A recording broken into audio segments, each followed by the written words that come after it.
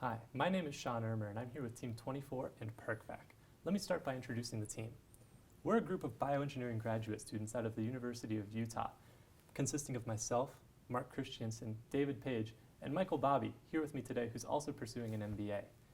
The problem we'd like to talk to you about is that there are 2.5 million amputees in North America, with 180,000 more each year. 90% of these are lower limb amputations, which provide a great challenge for modern prosthetics. The current stump socket method of prosthetic attachment is both insecure and painful because the soft tissue of the residual limb was never meant for load bearing. One way this is solved is through the use of a percutaneous osseointegrated prosthetic.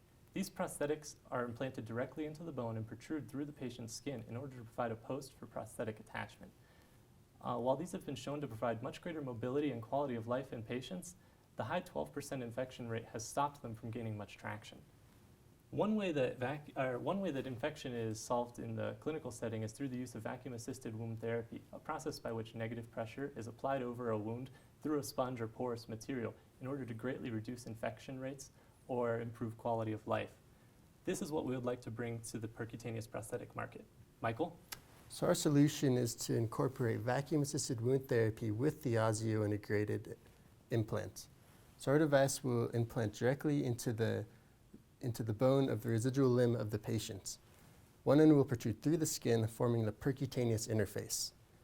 The prosthetic limb will then attach to the external abutment. The percutaneous interface of our device will be covered in a porous titanium foam, which is shown here in blue. Vacuum channels will be run through the device, which will allow for the attachment of an external vacuum source. This vacuum source will apply a negative pressure throughout the porous titanium foam and apply vacuum-assisted wound therapy to this percutaneous interface. We believe that this, coupled with the porous nature of the titanium foam, will lead to greater tissue integration and greater tissue health and eliminate infections for this device.